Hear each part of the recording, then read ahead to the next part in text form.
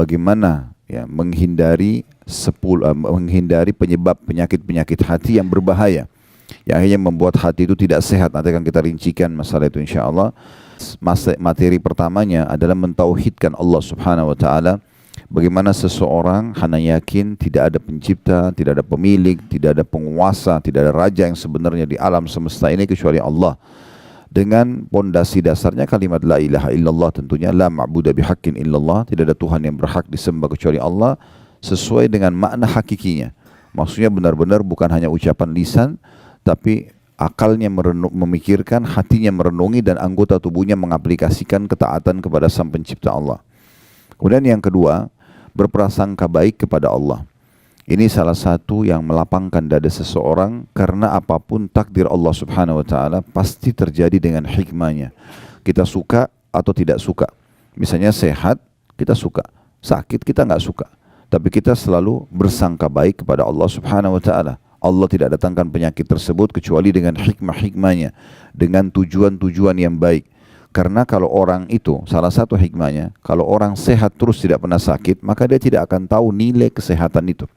Tapi dengan adanya sakit, dia jadi tahu, oh ternyata kalau saya sehat dulu itu besar sekali nikmatnya. Ternyata setelah saya sakit ini, saya baru tahu nilainya. Contoh misalnya, orang mungkin tidak terlalu melihat nilainya minuman atau air dingin. Tapi pada saat dia sakit, dia meriang, kemudian di depan dia ada orang yang minum air dingin, yang biasanya mungkin dia bisa minum di saat dia sehat. Dia baru tahu betapa besarnya nilai air dingin tersebut, dan betapa nikmatnya dia kalau mengkonsumsi itu misalnya. Dan ini ditarik dalam setiap masalah dalam kehidupan kita tentunya. Allah Subhanahu wa taala menakdirkan ujian-ujian kayak penyakit, Allah takdirkan gangguan orang, Allah takdirkan adanya peperangan, Allah takdirkan segala macam itu. Tugas seorang muslim kalau ingin hatinya bersih, maka dia bersangka baik. Pasti terjadi dengan hikmah Allah Subhanahu wa taala. Bahkan yang terjadi di Palestina pun sekarang, walaupun hati kita rasanya tersayat-sayat dengan kejadian ini, tapi seorang mukmin yang hatinya dipenuhi dengan ilmu dan iman sangat yakin pasti ada satu rahasia yang Allah inginkan bagi orang-orang itu. Di antaranya yang paling nyata kalau seseorang sudah belajar agama adalah Allah memilih mereka menjadi para syuhada. Masalah prosesi kematian sebagai orang yang di medan perang, semuanya memang pasti serem. Hamzah ditusuk, dadanya dilempar tombak, kemudian dimutilasi, dipotong hidungnya, ya, kemudian dibelah dadanya, dicoba dikeluarkan jantungnya. Itu pemandangan yang luar biasa dari paman Nabi SAW. Waktu Nabi lihat, Nabi sempat meneteskan air mata, menangis waktu lihat di kancah peperangan. Tetapi Nabi SAW pada saat itu menerima wahyu langsung, dan beliau sampaikan kepada para sahabat, kalau aku diperlihatkan Hamzah di saat ini sedang bertelekan di dipan-dipannya di surga. Artinya kondisi fisik itu bukan menjadi tolok ukur orang ini menderita atau tidak. Mungkin di mata kita yang masih hidup menderita, tapi secara teori agama tidak. Memang begitu prosesinya orang kalau mati syahid, gitu kan. Makanya umumnya hadis-hadis Nabi SAW menyebutkan tentang mati syahid itu, nanti dari tubuh dia yang keluar darah itu akan mengeluarkan bau yang lebih wangi dari kasturi nanti pada hari kiamat. Keluar dari darahnya itu sendiri. Dan itu yang akan membuat para syuhada bangga.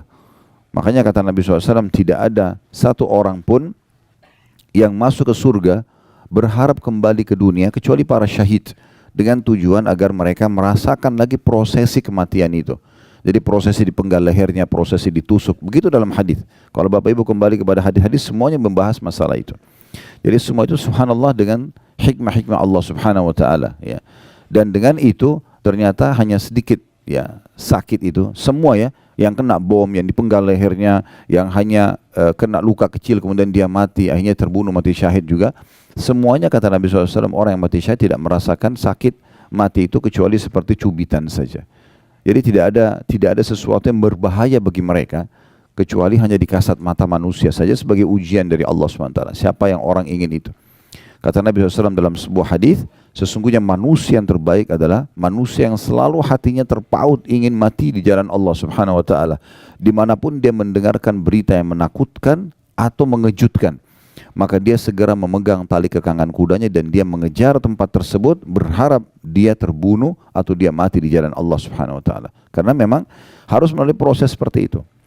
Nah, kita jadi bisa bersangka baik dengan hikmah Allah SWT. Kita mau keluar, kalau ini hal yang besar, hal yang kecil kayak kita mau keluar rumah, tiba-tiba mendung, janjian sama orang batal, ada proyek bisnis tidak jadi, itu hal yang kecil gitu. Orang beriman itu harus yang lebih besar daripada itu.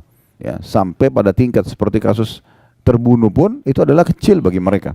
Bahkan para sahabat kalau sudah dikumandangkan jihad, mereka berada di saf-saf pertama di barisan pasukan Nabi SAW untuk menjadi orang yang pertama mati syahid. Ya, nanti kita akan ceritakan di Uhud tentang bagaimana kasus terlibatnya sahabat-sahabat yang masih kecil. Ya, Rafi ibn Khadij, kemudian Samurah bin Jundub, 13 tahun ngotot kepada Nabi SAW untuk ikut berperang, dan mereka menunjukkan keterampilan mereka. Yang satu ahli gulat, yang satu ahli memanah, sampai Nabi SAW izinkan. Padahal itu jelas di masa dulu orang kalau berperang pedang sama pedang 99% mati kan gitu. Beda dengan sekarang, mungkin orang masih bisa berlindung dan segala macam. Nah itu poinnya. Jadi kita selalu bersangka baik kepada Allah SWT dengan apapun, walaupun kita nggak suka dengan keputusan tersebut. Kalau itu menyakitkan buat kita, pahala sabar kita bisa dapatkan. Dan juga kita bisa introspeksi diri. Dan kita tahu besarnya nikmat yang ada pada saat sedang tidak datang ujian tersebut. Dan pada saat kita keluar dari ujian itu, kita akan merasakan luar biasa nikmatnya. Plus lagi kita dapat pengalaman hidup. Sekian banyak hikmah yang bisa kita dapatkan. Itu salah satu yang melapangkan dada. Kemudian yang ketiga, ilmu syar'i. Belajar agama seperti ini, itu salah satu sebab lapangnya dada yang luar biasa.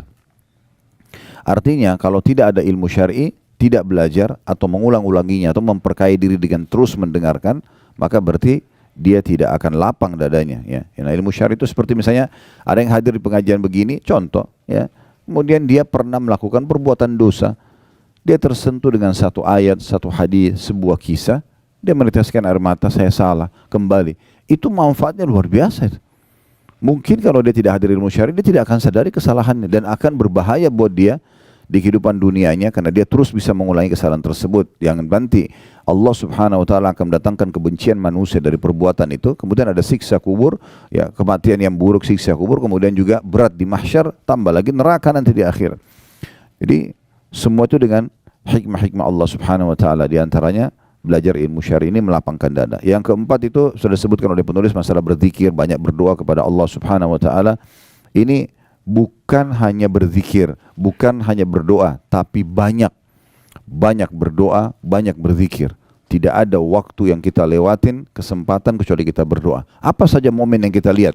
Contoh kita lihat sebuah nikmat depan mata kita. Kita berdoa agar nikmat itu tidak dihilangkan oleh Allah SWT dan Allah tambahkan serta Allah berkahi. Pasangan hidup, anak-anak, harta melimpah. Jangan berhenti itu berdoa. Doa itu adalah senjata yang paling baik bagi seorang muslim. Begitu juga pada saat kita sedang melihat satu ujian yang ditimpakan pada orang lain, kesempatan emas kita berzikir kepada Allah, berdoa karena kita sedang tidak diujikan.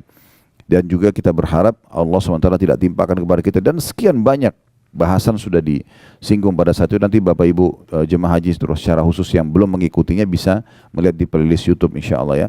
Kemudian yang selanjutnya ada, yang kelima adalah bersegera meninggalkan segala macam maksiat dan muhasabah untuk introspeksi diri. Kalau ada pelanggaran-pelanggaran agama itu pasti akan menyempitkan dada. Berarti kalau ada poin itu harus segera meninggalkannya. Dan setiap maksiat sekecil apapun sampai sebesar apapun sangat ya relevan atau sangat dekat sekali dengan hukuman dari Allah Subhanahu wa taala. Yang keenam itu adalah senantiasa melaksanakan kewajiban-kewajiban, mengemas sebaik mungkin kewajiban yang Allah berikan. Jadi jangan sampai kita sholat malam yang kalau kita ibaratkan supaya mudah difahami, dia ikan teri ya, membuat ikan paus sholat subuhnya lewat ya. Sementara yang ini yang wajib, harusnya dia lebih khusyuk, dia lebih tepat waktu, dia lebih perhatian dengan yang wajib-wajibnya. Begitu juga dengan puasa Ramadannya, begitu juga dengan zakatnya dibandingkan sedekahnya, hajinya dibandingkan umrohnya. Semua ini adalah hal yang harus dia fokus, dan itu sudah juga panjang lebar dijelaskan. Yang ketujuh, bergaul dengan orang-orang saleh. Ini juga sudah jelaskan, nanti akan kita singgung lagi karena di poin ke-10 nanti ada singgungan masalah ini. Yang ke-8, membaca Al-Quran dan rutin membacanya sehingga menjadi tak sahabatnya atau memang bacaan rutinnya ya. Ngerti tidak ngerti. Dan di saat itu kami sudah jelaskan tentang 4 hal yang merupakan hak Al-Quran, membacanya ngerti tidak ngerti. Dengan cara diurut dari Al-Fatihah, Al-Baqarah, Al-Imran, terus An-Nisa, Al-Ma'idah, Al-An'am sampai surah nomor 114 ya. Ulangi lagi, begitu terus. Yang kedua, tadabbur. Tadabbur itu berarti membaca hanya beberapa ayat saja dari surah-surah tertentu, tujuannya untuk merenungi makna-makna dan mengambil ilmu dan hikmahnya. Kita boleh dari surah yang kita menarik bagi kita, misalnya kita ingin tahu kenapa dalam Al-Quran ada nama-nama hewan, ada surah Al-Baqarah sapi betina, ada An-Naml semut, ada An-Nahl lebah, gitu kan. Ini semua ada al-fil, gajah. Kenapa Allah SWT menamakan ini? Lalu kita tadabburi, kita baca pendapat para ulama, kita baca terjemahannya, tafsirnya, sebab turunnya ayat itu kalau ada. Semua ini akan menambah kepada kita iman kepada Al-Quran. Yang ketiga, menghafalnya. Terus berusaha menambah hafalan demi hafalan, pelan-pelan, dan semoga saja sebelum meninggal Allah SWT bisa sempurnakan dengan lengkap 30 juz. Ya, jangan selalu mengkat diri kita mengatakan, oh saya kayaknya udah nggak mampu, saya sudah berumur, ini terlalu berat 30 juz. Jangan lihat 30 juznya. Mulai saja menghafal dan usahakan kalau tidak bisa sepekan sekali bertambah hafalannya atau setiap hari bertambah hafalannya, maka sepekan sekali. Kalau nggak bisa sebulan sekali. Kalau nggak bisa setahun sekali. Bertambah satu surah pendek, beberapa ayat Al-Quran gitu kan. Yang penting menghafal. Karena derajat di surga nanti itu akan diraih dengan sangat mudah bagi para penghafal Al-Quran. Karena kata Nabi SAW, nanti para penghafal Al-Quran akan dikatakan pada hari kiamat, bacalah sebagaimana kau baca di dunia, sesungguhnya kedudukanmu adalah tempat akhir ayat yang kamu baca. Sebagian ulama mengatakan tangga-tangga surga untuk mencapai derajat tertinggi itu sejumlah ayat-ayat Al-Quran. Sehingga kalau dia baca satu ayat diangkat satu tangga. Begitu terus sampai dia tiba di tempat tertinggi. Yang keempat, yang terakhir, mengamalkan isinya. Kemudian yang kesembilan, berbuat baik kepada sesama. Jadi bagaimana kita membantu orang lain, memuliakan orang lain dan segala macam hal. Ini kemarin di pelajaran Riyadhus Shalihin sudah kita singgung sebenarnya ya. Ini juga sudah kami bahas pada pekan lalu sebenarnya di bahasan buku ini. Tidak diulangi lagi karena kita akan masuk ke materi ke-10 untuk melapangkan dada, yaitu membuang kedengkian hati dan berkeinginan keras untuk membersihkannya.